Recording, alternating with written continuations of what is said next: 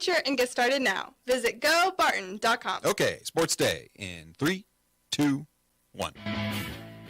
I need to do a better job and get these guys a little bit more prepared. I don't think we were locked in. Hopefully this is a wake-up call to us. We were not handling physicality. Go up to Cloud, and it's an extremely physical game. Don't know if we handled it great up there tonight. 3 returning seniors, Ty Smith, Cade Colglazier, Talon Reynolds, a lot of names that we heard during football season. Carson Shaver, those 4 guys are really going to have to probably step up their game. You know, you expect to win, you work to win, your team practices to win, so when you win, you're like, that's what we anticipated. All of these are growth opportunities, whether you win or whether you lose.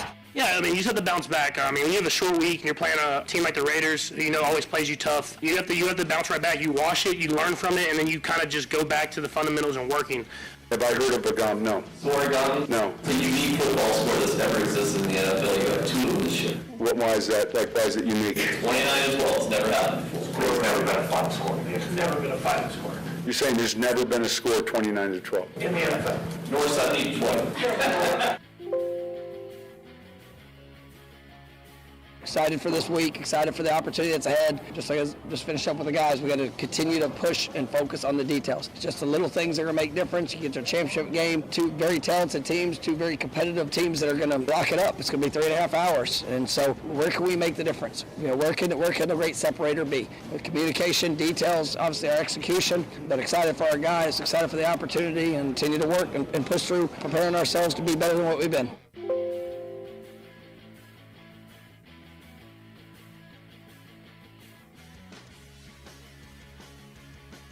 2 seconds, 1 second. It is over. It is over. Arkansas wins it. Here they come. Here they come. Duke trying to get off the floor. They are rushing the floor at Bud Walton Arena. And welcome to Sports Day on 1590 KVGB 95.5 FM. Sometimes the cannon fires, sometimes it doesn't. And when it doesn't fire, you hear the sound of ding. Welcome to Sports Day. Here's Steve Webster with you, along with Aaron Clark and Mike Corson. It is the Thursday show. I had some really good things lined up here. I'm still going to get them here in just a moment. But well, it's like in football. Sometimes you think a play is going to go right, and then the running back takes it left. Who knows what's going to happen? Well, we went left that time. Mike Corson, how are you today? I can breathe today. So your ribs are feeling better? Don't jinx them, but yeah. Okay, this was a key part of the sounds of the past 24 hours, so I need to get to this here. Hash, what do you got as I try to navigate this? I know, he's sitting close. I don't have any diseases, if that's what you're concerned about. Oh, gosh. I'm doing well, sir. Okay, very good. I'm glad. Trading Post was very exciting this morning. Oh, it feels good to have the normal crew back over here. It's Corson and Hesher back over here. It's fun having Landon around. How was the school board smorgasbord the other day? Didn't get my chicken nuggies. Did Andy Reid come and fingertip tap his way over there and steal them, or what happened there? Audible had frozen burritos at 2:30. Okay, all right, there you go. Sounds the past 24 hours coming up.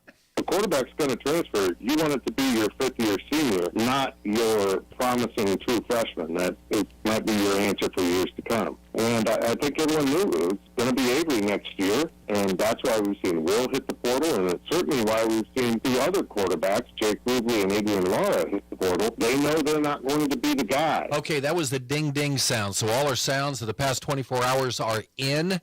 On the show today, Great Bend Panther basketball coach Kyle Cree is going to, he'll talk about the season opener tomorrow with Junction City. We'll talk Barton wrestling with Coach Nathan Brockelman, and the voice of the Larned Indians, Gary Wagner, will join the show to preview tonight's games in Pratt with the Greenbacks. So let's get back into the routine here. Okay, sounds the past 24 hours or so. Jeremy Combs thought maybe his team got a wake-up call last night. 6th-ranked Cougars falling to unranked Cali, although that Cali team is pretty good. They play defense just like the Cougars do. Barton couldn't overcome a cold shooting night, and Cougs fall last night 80-70. So Barton now 3-1 in league play, 9-1 overall. Cali moved to 4-0 in league play with that win last night. They were impressive, and now Barton has to head to El Dorado to take on 9th-ranked Butler on Saturday. And Cali unranked right now, but they were in the receiving votes category. I wouldn't be surprised to see them move up into that low 20s rankings this week. But quality effort from Cali and just a season worst shooting percentage from the Barton men and a season best for a Barton opponent going against the Cougars last night. Yeah, 51%, and the Cougars had 14 turnovers. Cali had 13, but it was a physical. Jeremy Combs talking about a physical game. I think he was talking more on the perimeter last night. I mean, Cali's guards really get up into you, and they got some key steals. Barton had some key turnovers that led to points off turnovers, and it is Cali coming out on top last night. So hopefully the Cougars can bounce back coming up on Saturday. The Lady Cougars ended up getting a win last night. Hesh, Aaron, you guys have watched this team so far, and you kept saying, well, they're kind of a work in progress. I tell you, I was impressed last night. Tatum Betcher's a stud.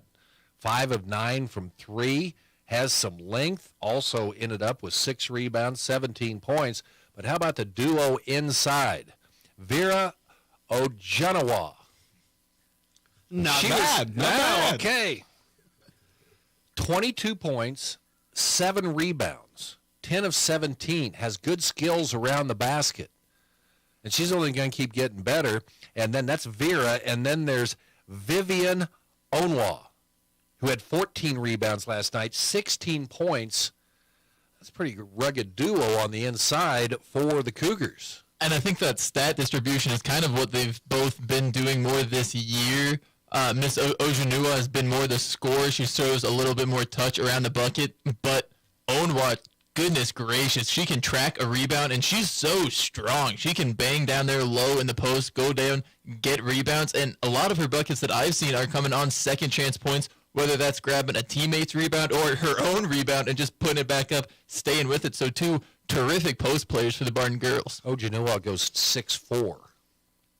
Onawa is the one that's impressed me because I saw her at Hutch, and she was pretty good, but she has made so much strides just since the first of the month, and it's been amazing to me to see her the last couple games. Well, if you get 21 of 31 from the paint, you're going to win some games. And you also you mentioned Tatum Betcher. Something I liked about her that I've seen this year, a lot of confidence. You mentioned she made 5 of 9 threes. She likes that corner. She likes that corner, and even when it's not falling, early in the game against Cloud, she kind of had some early struggles. She stayed with it, ended up making 2 back-to-back three-pointers in that game in the second half that were huge for the Cougars, so not just able to make it, but she doesn't get in her own head when she's missing either. Yeah, I like those kids from winning programs. They played at Derby. Now, I don't know where Vivian and Vera played in Nigeria, but, they won or their journey here. But anyway, Barton and Butler coming up on Saturday.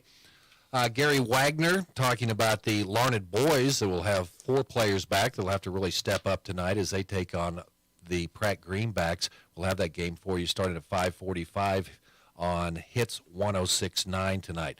Paul Mills, head coach of Wichita State, they moved to 7-1 for the first time since 2019. Who was coaching in 2019? That feller that's got that towel over there on the wall, yeah. Greg Marshall. Yeah, Marshall, that's what it was. Black and yellow glasses, that's all I remember. I remember Greg Marshall's secretary telling us that, no, Coach Marshall's not going to come on your show for a couple weeks. He doesn't like what you said about their start they had on the press box. You were getting Marshall on in the previous rendition of the show? No, this was down in Wichita. This was down in Wichita. He shot off the local media because they got off to a bad start. I was going to say, how long did he not come on the show? Did he come on when they went on a win streak? Or later on here, he that's came how it back works and out. gave us the presence of his, his presence. I've heard he's delightful to be around, so. Patrick Mahomes, that one didn't work either, but he was, he's talking about the emergence of Rashee Rice. That's there for you tomorrow if you want to use it as a preview for sports there. Okay, you got one already. I'm pretty sure I saw that clip. Okay, Sean Payton asked yesterday, he doesn't know what a scoregami is. I didn't know what a scoregami was. I'm very familiar. Why are you familiar with that? I've been tracking it since I was in high school. It was when it first started getting popular. I believe it's created by John Boyce. And it's a Twitter account, one of my favorite follows. Every time a game finishes, it'll tell you whether or not it's a scoregami or not.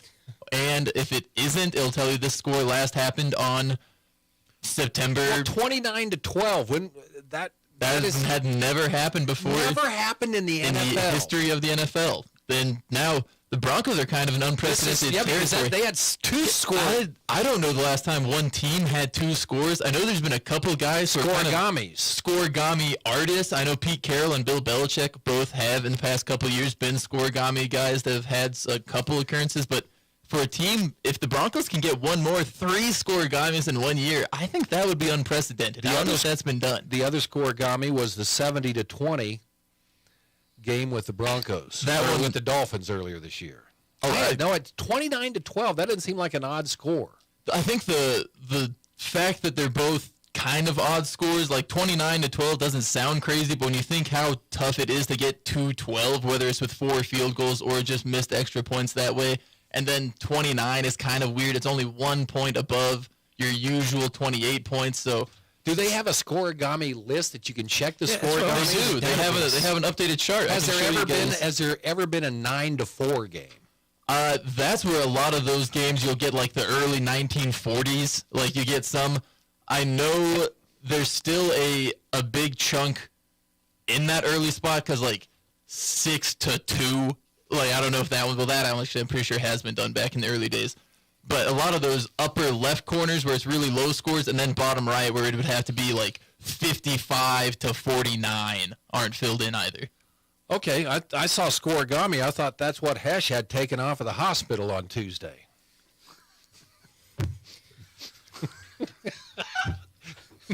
Wrong. Oh, okay. Did they put that scoregami in a jar for you, or I'm still floating around the hospital room, because of my portal hole. And then the one we had to go back to, it was all. It sounds the past 24 hours. I'm gonna be like Andy Reid on this one. I take full responsibility for it. We've got to clean some things up. But that was Tim Fitzgerald, a handful of Wildcat football players hitting the transfer portal, and you can probably see why. Jake Rubley, one of those. He's your old man crush. Never did much. That's one of the kids. But then you've got a new man crush. But you think out of high school, I'm going to be this great NCAA player, probably an NFL player, and then you get like 6 snaps. So the best you can do is go try your luck somewhere else, but I don't know who wants him. Well, Will Howard saw the writing on the wall, too, so 5th-year transfer. He'll play somewhere else next year. Wide receiver Shane Porter. He's going to explore his options here in the off-season. And Trayshawn Ward. And you mentioned him yesterday. So anyway. Let's make it the Giddens. And the Johnson and Giddens show going to be coming at you for whatever bowl game the Wildcats get themselves into. And I don't know how I got this one up there, but it was the call on Learfield last night. Chuck Barrett from Learfield. Final call, Learfield, as Arkansas beats 7th-ranked Duke 80-75. Sorry, guys. I had a good lineup out there. Now Aaron's just got all kinds of stuff for sports tomorrow. It's nice. It's like coming in, walking into a store, and they got the pre-cut slabs of meat for you. You don't have to worry about cutting it up yourself. It's going to be nice. And I didn't even save it, so it wasn't even in there. So good luck with that. Maybe I'll go ahead and put it on right this time. Mike Corson, breaking news today. Yeah, Von Miller. I don't think he was actually arrested. I think it's a warrant for a domestic violence situation. So it said police responded to a, quote, major disturbance. Pregnant longtime girlfriend was treated for minor injuries at the scene, and so I believe a warrant out for his arrest now. And that is in the Dallas area. So he's currently plays for the Buffalo Bills, had been drafted by the Denver Broncos, went to college at Texas A&M. And he hasn't played, just 3 games? Just 3 games this year, not many stats, still coming off of... it was a lower body. I think it was an Achilles injury last year. It was either Achilles or ACL, one of the more severe lower body injuries. Okay, we need to get going, but I wanted to put this out there for Hesh because he's one of those Colorado fellas for the last few years. Because big signing news yesterday for the Royals. They got utility man Garrett Hampson. The Royals have agreed to a $2 million, 1-year contract. Started 6 positions last year for Miami. Batted a career best 276, 3 homers, 23 RBIs. 729 ops in 98 games. Started his career with the Rockies. So former Royal fans, do you know Chris Owings? He was the not very good utility player, that would be Garrett Hampson. But Hampson was like, I go back in the fantasy baseball world, he was one of those prospect guys that. I know he was, but he never performed well. Well, maybe they can read. Okay, he was playing in Colorado where the hits fall a little bit easier than they do in Kansas City. He didn't hit there. I know, so how's he going to hit in Kansas City? And real quick, they miscalculated the math on the new stadium, like by $1.2 billion. So I'm going to go to the old Kauffman, the first homestand, with my "Where's Nicky" sign. Forget all these new guys. Bring back the guys we know. Oh, he's a 300 hitter, Mike. For one season. What was his career average? Don't get me started on Nicky Lopez. Yeah, it's automatic. Oh, man. He does this to me downstairs all the time. Nicky Lopez. That's the reason why that, okay. I did see him hit one home run, though. One of his 2 home runs I did see. Were you in Omaha that time, or was that the one I was hit actually in Kansas City. He hit one. Yeah, he hit one in Omaha when the Royals were playing. Oh, that's right. No, yeah. this was at Kauffman. Okay. Jeez. But we know how Corson is with quarterbacks. He's already moved off. Well, he still hasn't moved off Nicky Lopez. Maybe Garrett Hampson will be the guy that is your new baseball man crush. Get us to 80 wins this year. Kyle Cree coming up next. We'll talk Panther basketball. Get started with a career in healthcare through Barton Community College's Pharmacy Technician program. Gain the skills you need to assist pharmacists with the day-to-day demands of a pharmacy. Classes are 100% online and include real-world experiences at a pharmacy near you. Join this essential field in as little as 2 semesters with the flexibility of online classes. Now enrolling. Learn more at pharmtech.bartonccc.edu. Smart stays on the road. That's why it's in your engine. Cenex Maxtron synthetic diesel engine oils give you the smartest oil for the toughest conditions. These premium oils maintain 80% of their viscosity throughout the drain interval for superior engine performance across extreme temperatures. That horizon looks good with the competition behind you. Cenex Maxtron diesel engine oils. Oil that runs smart. Contact American Plains Co-op Fuel Department in Great Bend, your certified Cenex distributor today.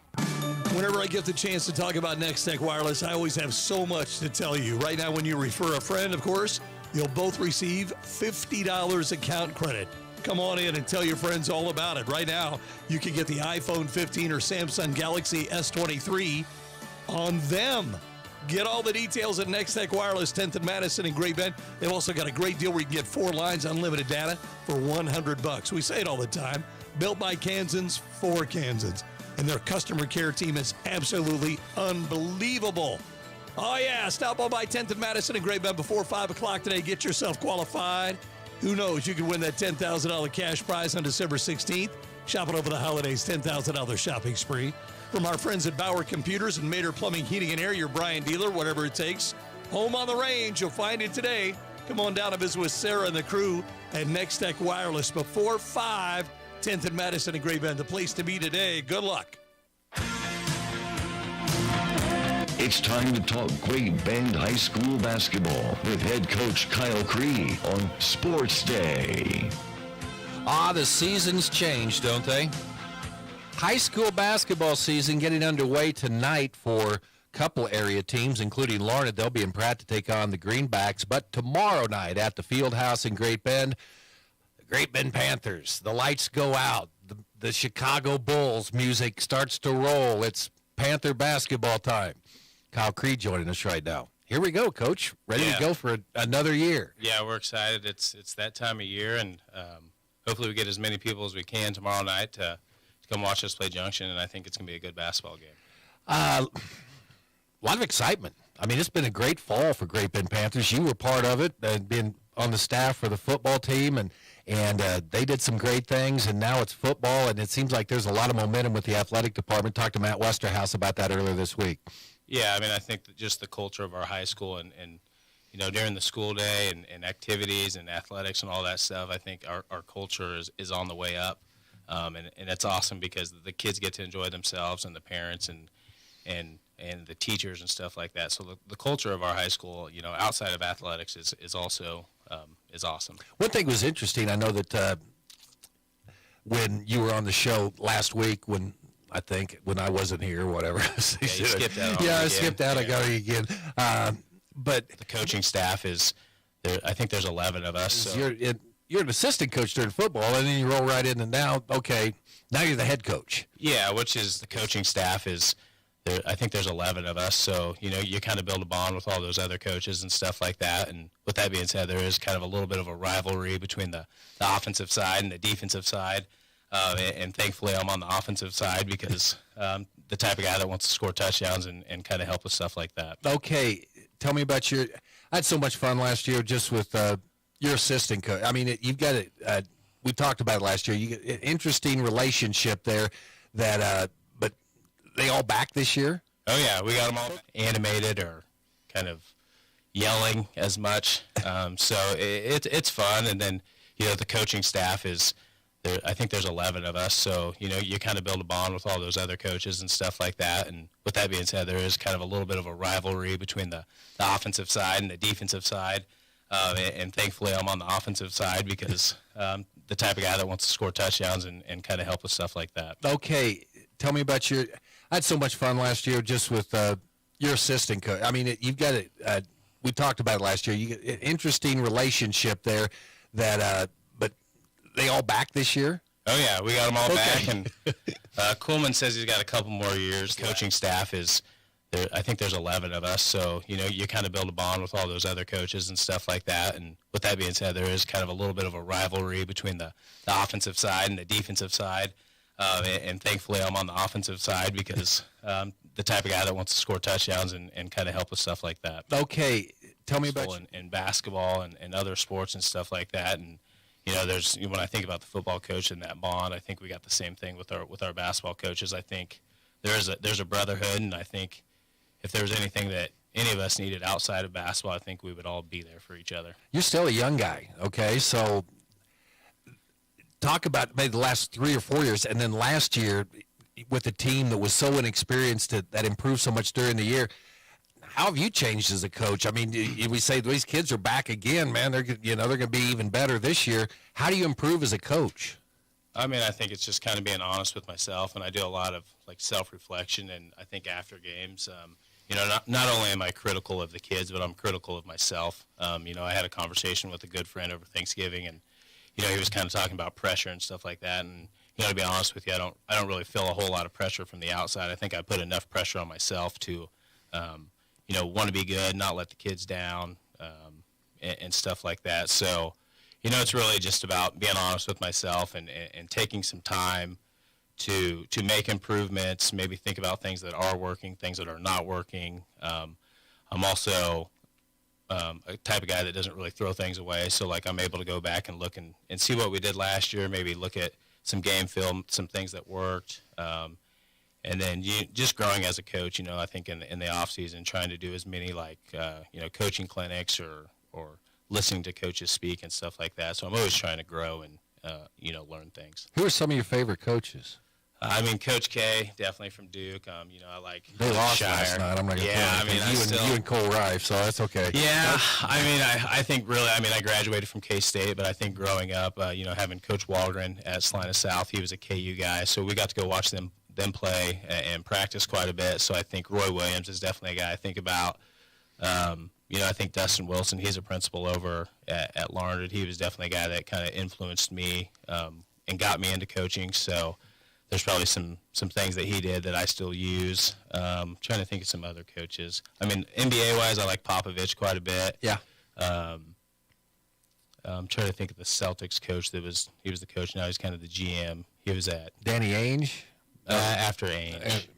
Can't think. I can see his face. So, there's a lot of coaches that I respect and try to steal things from and just try to listen to, the way they motivate people and kind of some of their philosophies and strategies. So when you're a coach, you do that, Kyle. So how does your bench decorum or what kind of coach on the sideline are you going to be? Is that something that is developed or is that just basically you out there?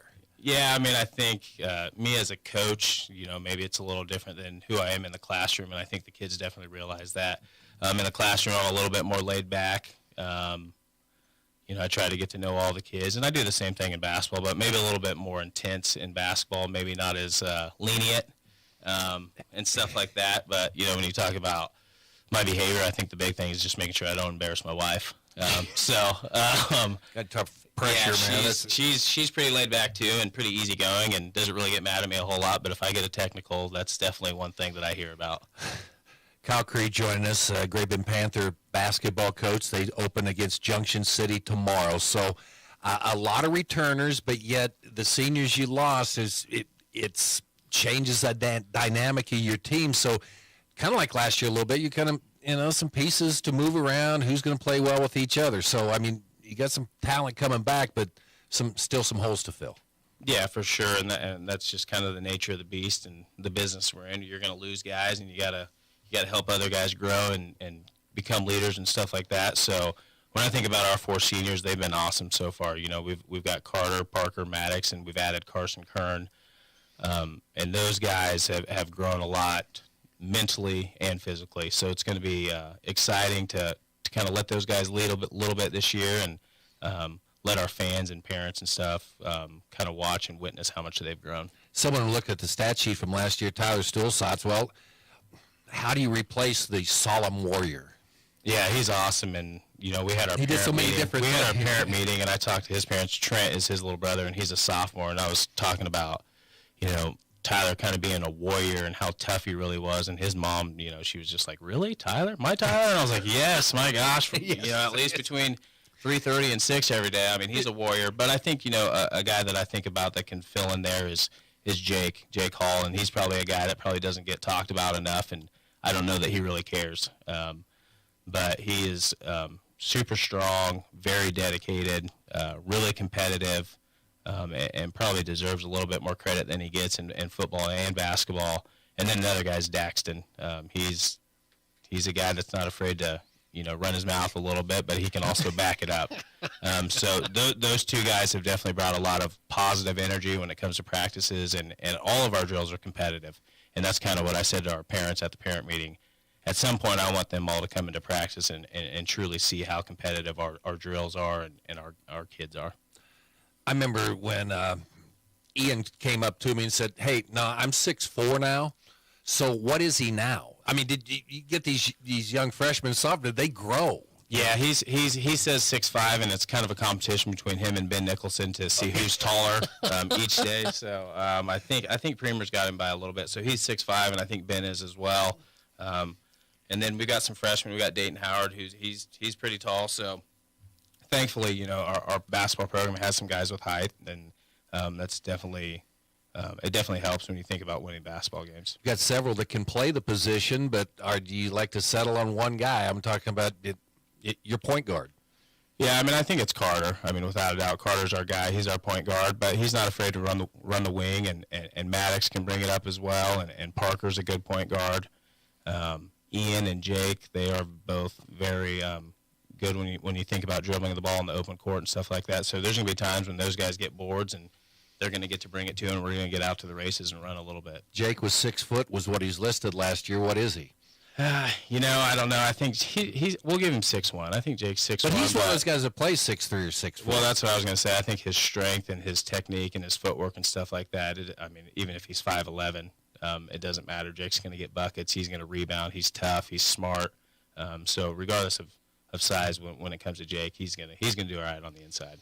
Okay, guys that didn't see a lot of time last year but are going to be on the scene this year. Some Cooper Omott probably would be in that. Yeah, Cooper for sure. He's and I've talked to a lot of people about this that are asking about the basketball team. I think Cooper is learning a lot. The wheels are turning. I compare him and Ian to each other a lot. They're both very detail oriented young men, and they want to do the right thing and almost perfectionist.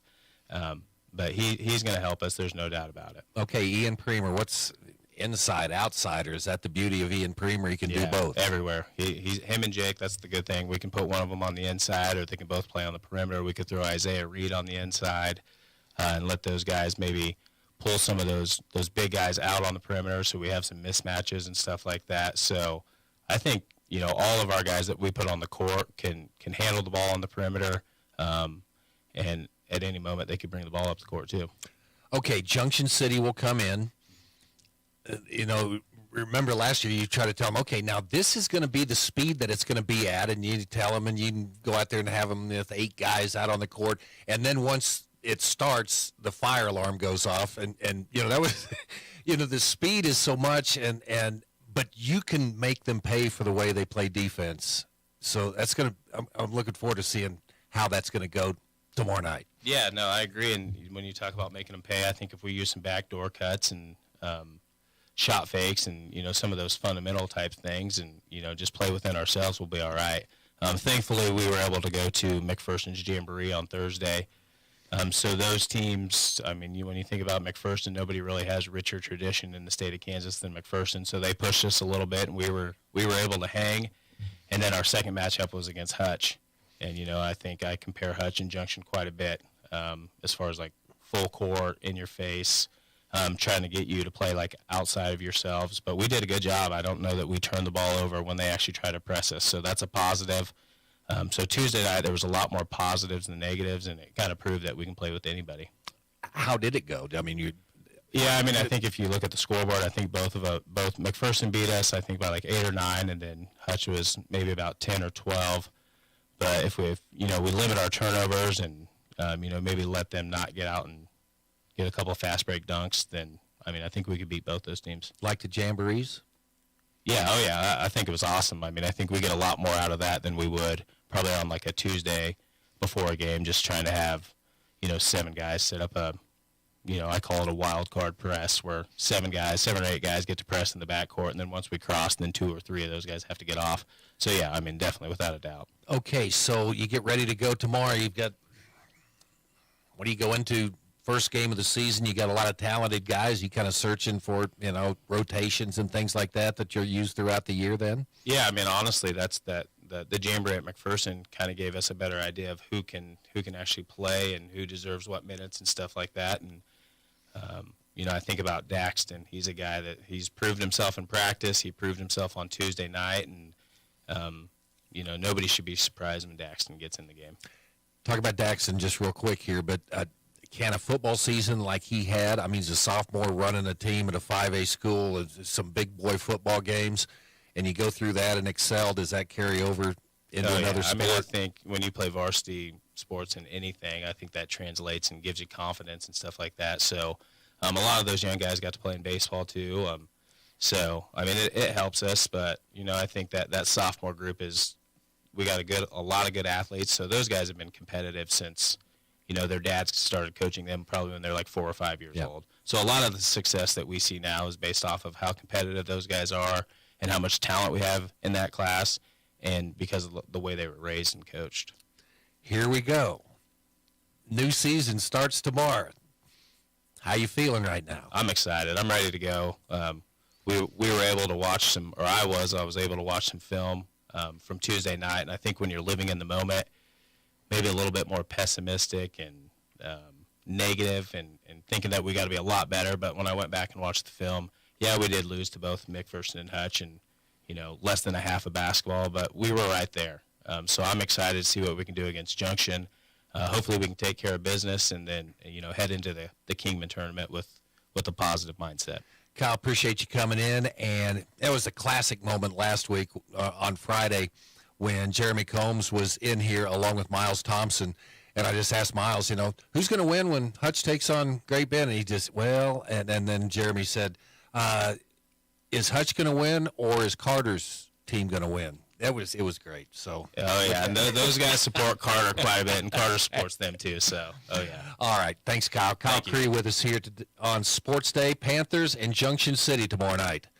We'll have it for you on B1043. The point starting at 5:45. Sports Day brought to you in part by Eller Automotive Repair, a local mechanic that can help behind Great Bend Appliance, Furniture, and Sleep Source, and Advanced Therapy and Sports Medicine. Get your life back. We'll have more Sports Day after this. Marmy Auto Group makes it happen.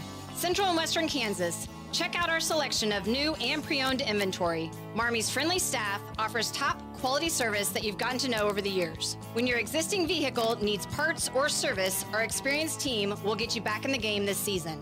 Marmy Chevrolet, GMC, Ford and Chrysler, Dodge, Jeep Ram, parts, service, and body shop. Visit Marmy Auto Group on 10th Street or marmys.net.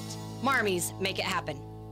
When it comes to car maintenance, it's good to know a local guy that can get things done. The Eller family has been in the auto repair business in Great Bend forever. Greg Eller continues that long tradition of helping people. Eller Automotive Repair specializes in wheel alignments, oil changes, and general maintenance for all makes and models of cars and small trucks. Open 8 to 5 Monday through Thursday, 8 to 4 Fridays. Eller Automotive Repair at 915 Morton, right behind Great Bend Appliance, Furniture, and Sleep Source, 10th and Morton.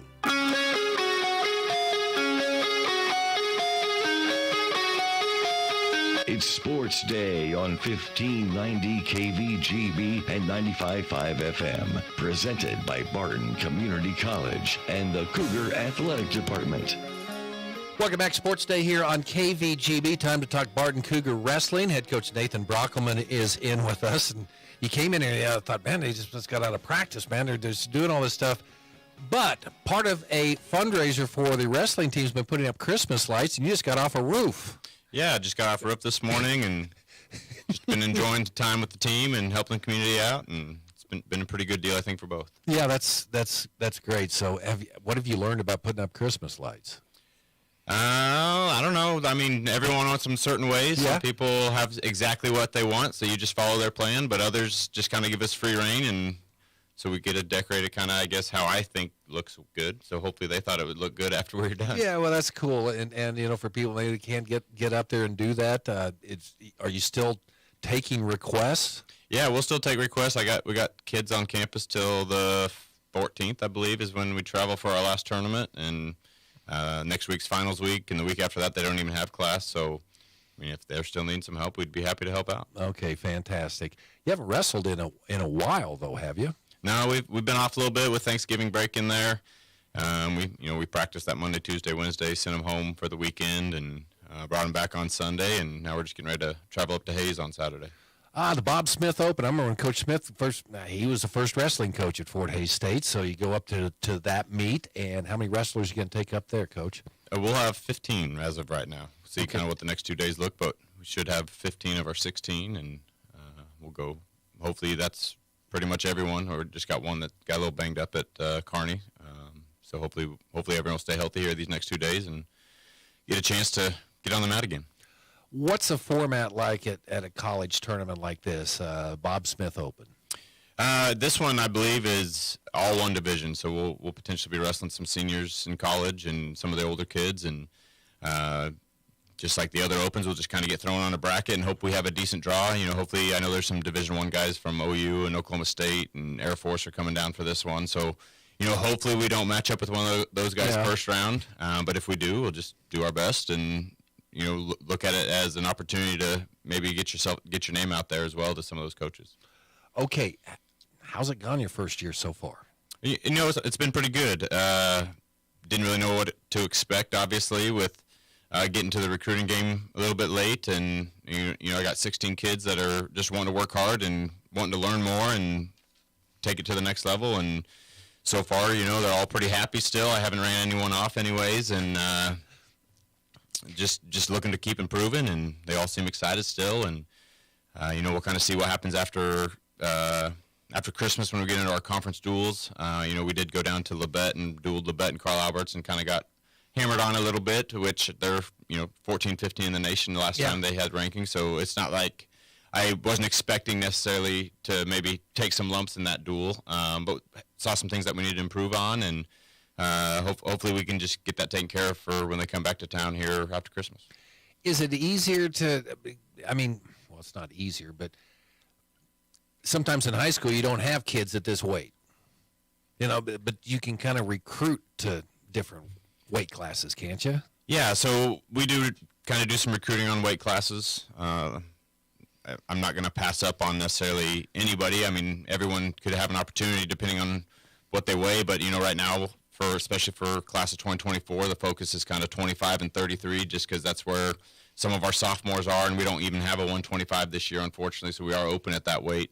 And then basically from 165 all the way up through heavyweight, we only have one guy returning at those weight classes. So that's kind of the focus, you know, for the class of 2024, but it's not saying that there's not a 141 or a 149 or 57-pounder that wouldn't be coming to join us next year. How do you spot a kid in high school, maybe wrestling at 132, and figure, okay, where's he at in his development? Is he a guy that maybe could wrestle at the 150s once he got into college? I mean, and that's definitely something that's been a little bit difficult.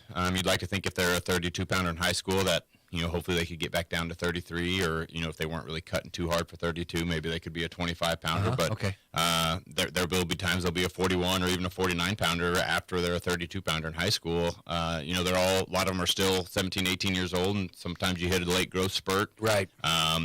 So it is kind of hard to recruit on some of those weights, especially 125. Sometimes those 25-pounders that are 126-pounders in high school, they're sucked down pretty good, and they don't want nothing to do with going back down to that low. Is there a weight that is like ultra competitive in college wrestling, or is that vary year to year? It seems like in high school it's like 32, right around in there. Those are always unbelievable weights. Yeah, I think it kind of varies year to year.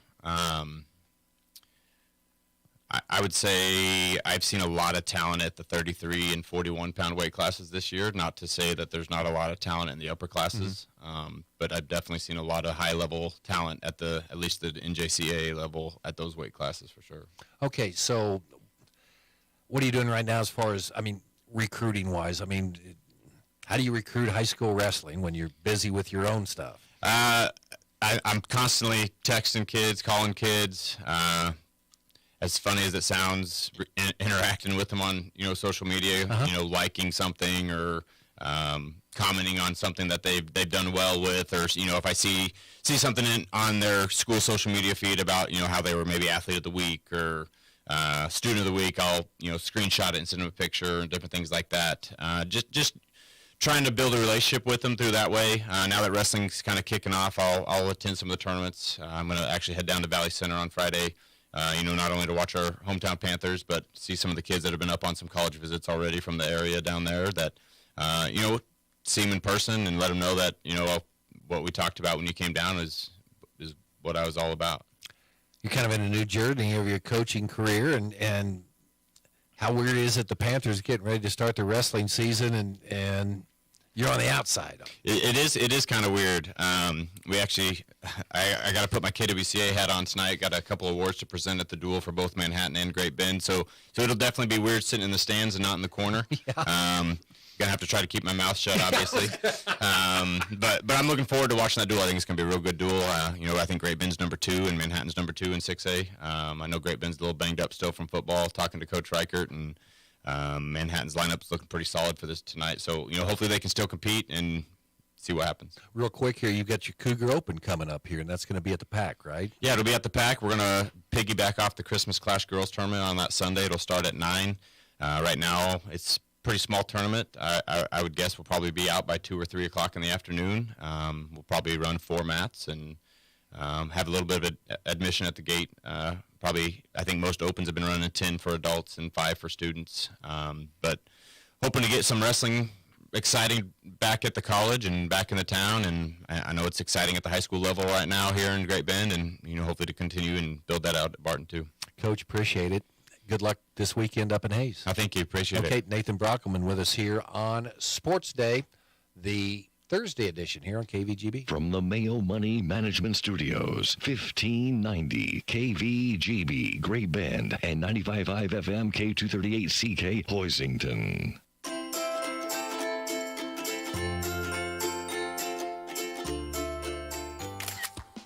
You don't have to be a pro to capture memories this holiday season. At Nextech Wireless, get the latest phones to share those precious moments. For a limited time, get the new iPhone 15 or Samsung Galaxy S23 on us. Nextech Wireless, home on the range.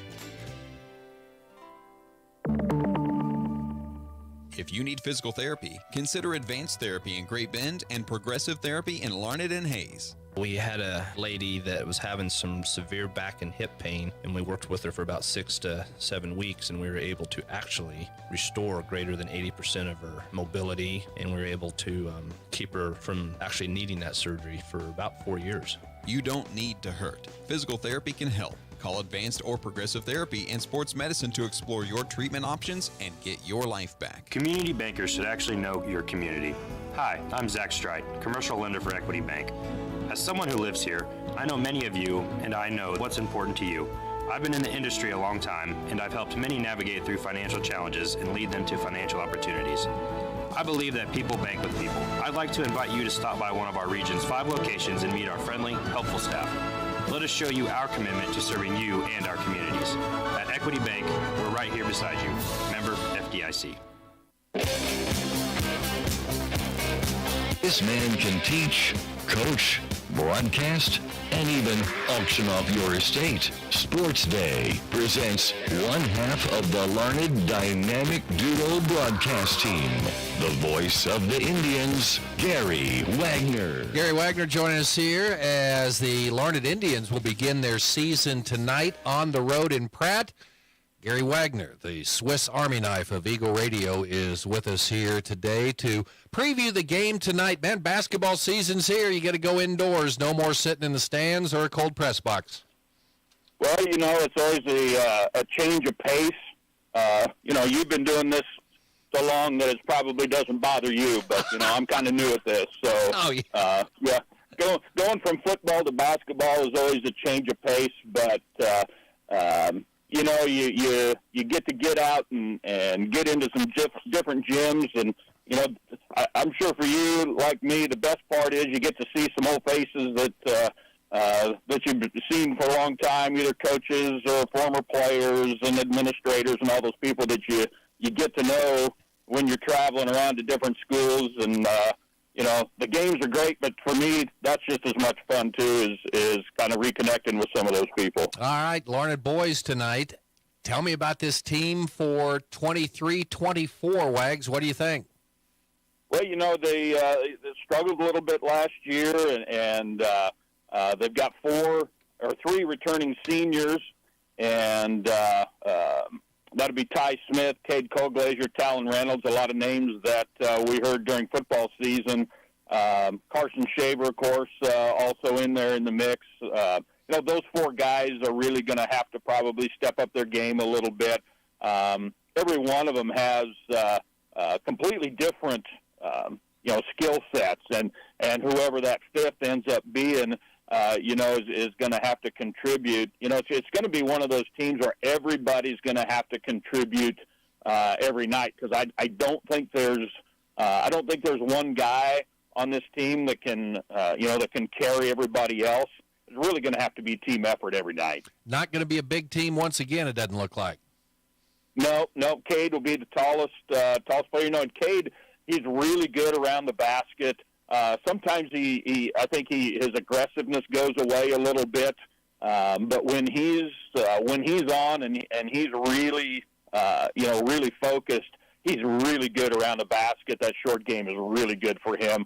But we just I think Cade's 6'3" maybe, and that's he's going to have his work cut out for him guarding some of the guys, especially in the CKL. What about this Pratt team tonight? What do they got coming back? Well, Pratt's always they're always solid, and you just know that the Pratt Larned rivalry isn't limited to football. And sometimes there's carryovers from football, and Pratt's certainly not going to forget that they set us on our ear to open the season, But honestly, individual wise, I'm not sure who to even talk about for them. I just know that Chris Batten always has those guys so well coached, and he's one of the most level-headed guys. You watch him. Coaching, whether his teams are up or down, he just coaches. He doesn't gripe at the officials a whole lot. He just coaches his kids. Gary Wagner with us right now. I want to go through an entire season without needing to get a health update on Brady Hope, but I guess that's not going to happen because he's a senior now. But how's Brady doing?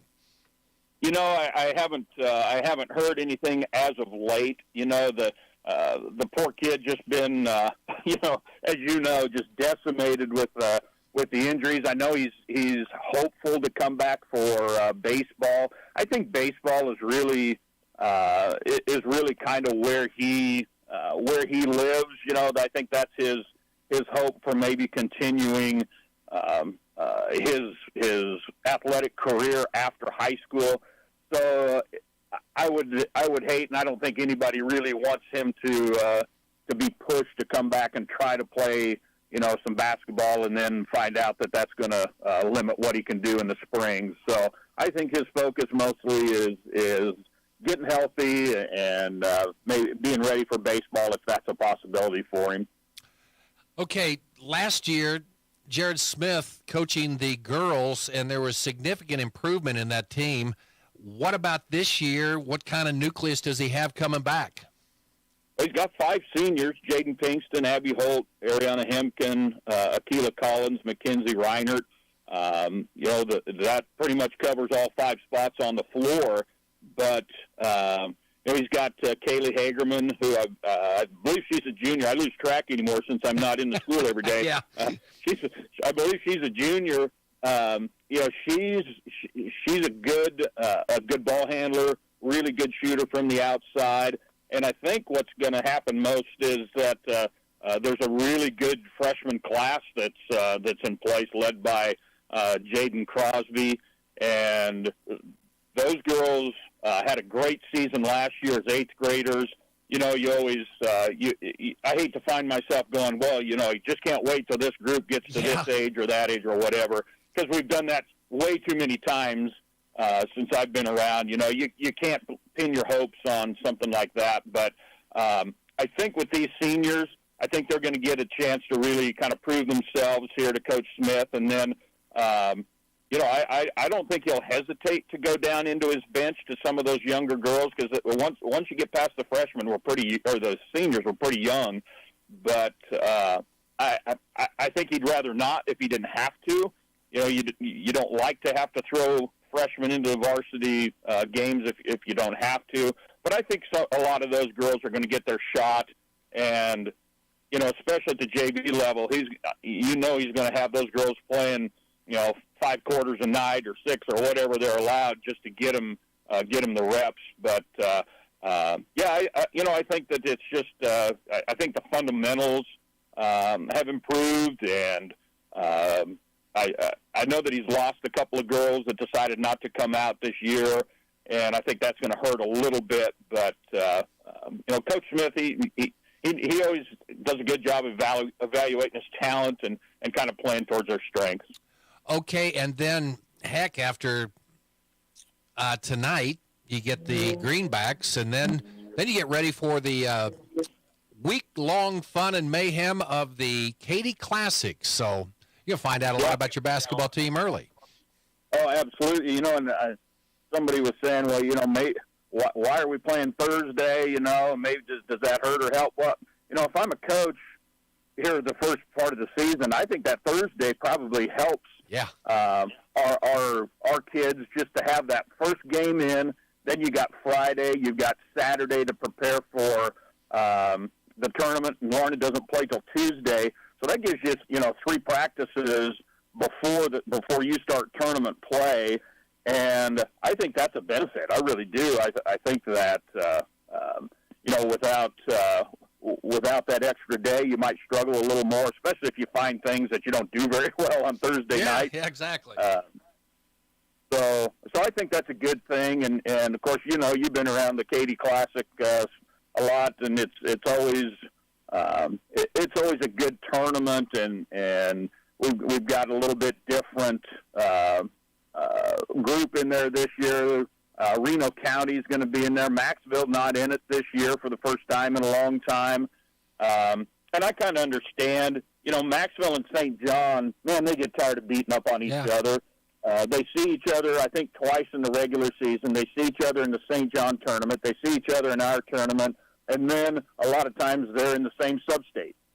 And, that's half your schedule right there. So I can understand them wanting to maybe go somewhere else and do something else. But South Central, Hoisington, Ellis, St. John, Kinsley, Reno County, Buckland, and then Larned will be the 8 teams in the tournament. I'm looking forward to it. It's always a lot of fun. Okay, Woody's burned down. Where are you going to eat tonight?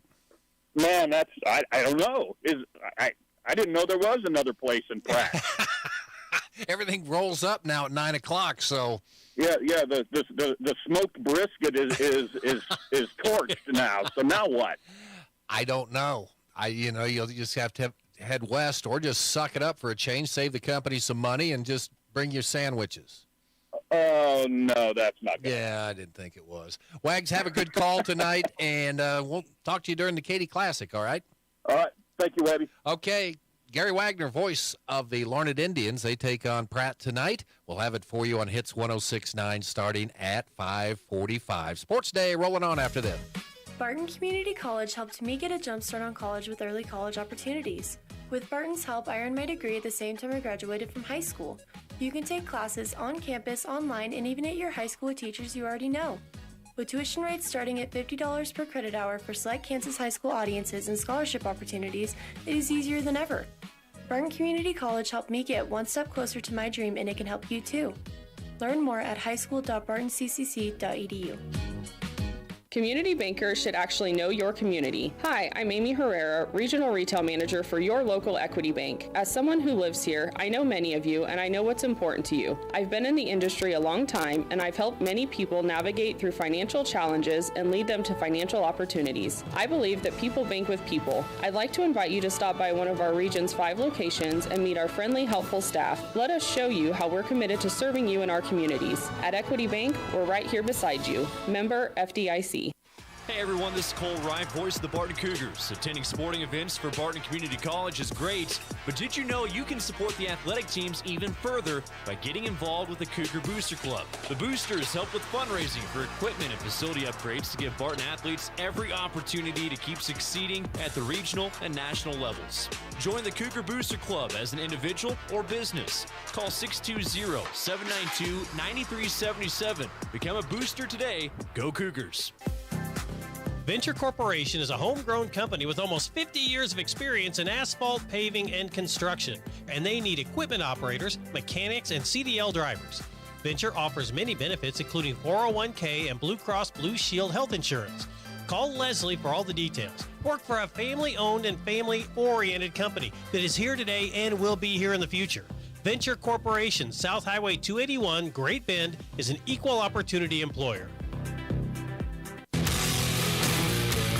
Now, in its second decade, it's Sports Day on 1590 KVGB and 95.5 FM. Presented by Barton Community College and the Cougar Athletic Department. Welcome back, Sports Day here on KVGB. Steve Webster with Aaron Clark and Mike Hesher in studio. Yeah, Wags was talking about the Katy Classic. And a couple teams that have been in that for a while now. Spearville, they're hosting their own. It's a round robin. So Maxville has been in that for a long time. So they're going to go out to Spearville and play next week. So they will not be in the Katy Classic.